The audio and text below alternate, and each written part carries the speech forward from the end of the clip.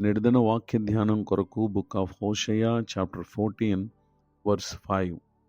హోషేయ గ్రంథం 14వ అధ్యాయము 5వ వచనంలో రాయబడిన వాక్యాన్ని చదువుకుందాం. చెట్టునకు మంచు ఉన్నట్లు నేను అతనికుందును. వాక్య ధ్యానం కొరకై ప్రార్థన. కృపగల తండ్రి, వందనాలు. నేడు చదవబడిన ఈ వాక్యం ద్వారా మాతో మాట్లాడి బలపరచండి. యేసుక్రీస్తు నామములో ప్రార్థిస్తున్నాను తండ్రి, ఆమెన్. చదవబడిన ఈ వాక్య భాగంలో ప్రభువారు ఒక చెట్టుకు మంచు, వర్షము లేని కాలమందు ఏ విధముగా ఉండి దానికి కావలసినటువంటి జీవాన్ని ఇస్తుందో అదే రీతిగా ప్రభువారు ఆయన నేను అతనికి ఉందును అని వాగ్దానం చేస్తూ ఉన్నారు. ఎవరిని గురించి ఈ మాటలు ప్రభు పలుకుతున్నారు అని అంటే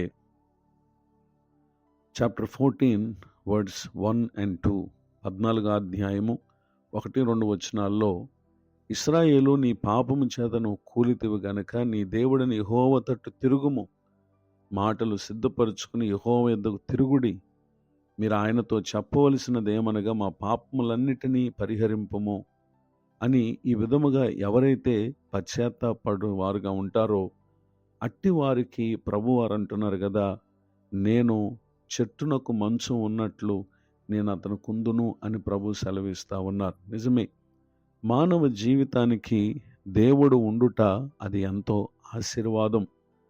ఆయన లేని జీవితం ఇహమందు అపవాదికి నిలయాలుగా మనం ఉండి జీవితం యొక్క ఉద్దేశాన్ని మనం గుర్తించలేని వారమై అపవాది కొరకు నియమింపబడిన నరకాగ్నికి మనం పాత్రలం అవుతాం.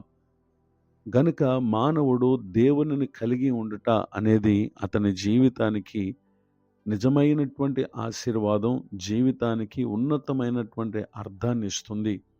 గనుకనే మన పాపములను మనం ప్రభు దగ్గర ఒప్పుకొని విడిచిపెట్టి ప్రభు కొరకు జీవించటానికి మనం ఇష్టపడిన వారమైతే నిశ్చయంగా ఒక వ్యక్తికి బంధుమిత్రులు, రక్త సంబంధికులు, స్నేహితులు, కన్నవారు ఏదో ఒక రోజున విడిచిపెట్టవచ్చు.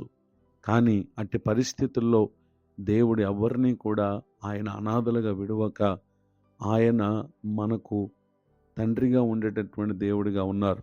కనుకనే ఆయన సెలవిచ్చినటువంటి మాట ఏంటంటే gospel of Matthew chapter 28 words 20, మత్తయి సువార్త 28వ అధ్యాయము 20వ వచనంలో రాయబడిన వాక్య భాగంలో, ఇదిగో నేను యుగ సమాప్తి వరకు సదాకాలం మీతో కూడా ఉన్నానని వారితో చెప్పాను.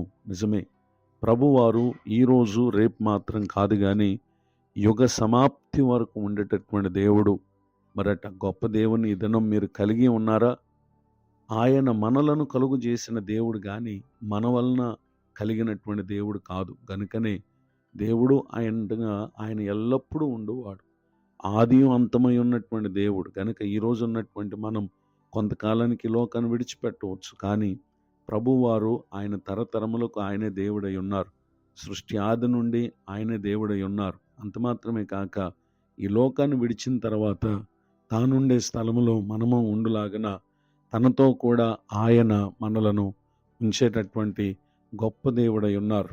ఆ సంగతులను గురించి మాట్లాడుతూ ప్రభువారు చెప్పినటువంటి మాట ఏంటంటే gospel of John chapter 14 verse 2, నా తండ్రి ఇంట అనేక నివాసములు కలవు, లేని ఎడల మీతో చెప్పుదును.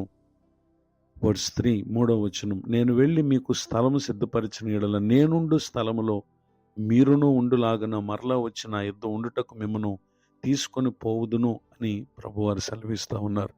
గనుక ఇహమందున్నంత కాలం ఆయన మనతో ఉంటారు. ఈ లోకాన్ని విడిచిన తర్వాత ఆయన ఉండే స్థలములో మనం ఉండునట్లుగా మనల్ని తీసుకుని వెళ్ళేటటువంటి దేవుడై ఉన్నారు. ఇటు దీవెనకు నా ప్రియులకు మీరు పాత్రలు కావాలని హృదయపూర్వకంగా కోరుతూ ఈ మాటలు ముగిస్తున్నాను. ప్రార్థన. దయగల తండ్రి, వందనాలు. నేడు విన్న ఈ మాటలు మా ఆత్మకు మేలు కలుగుటకై మీరు దర్శించినందుకు స్తోత్రం.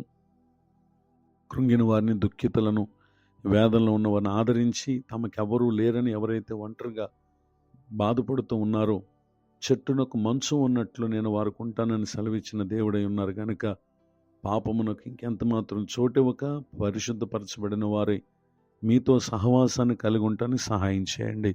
దైవజనులను, వారి కుటుంబాన్ని, పరిచయం దీవించండి. ఈ దినం నూతన సంవత్సర దయాకిరీటను పొందిన వారిని ఆశీర్వదించమని యేసు క్రీస్తు నామములో ప్రార్థిస్తున్నాను తండ్రి. ఆమెన్. తండ్రి, కుమార, పరిశుద్ధ ఆత్మదేవుడితో నడిపించునుగాక. ఆమెన్. నేడు విన్న ఈ మాటలు మీకు ఆశీర్వాదకరంగా ఉంటే మీరు పొంది మేలు మాతో పంచుకొనండి. మీ ప్రార్థన అవసరతలు తెలియపరచుటకు నా సెల్ నెంబర్ 99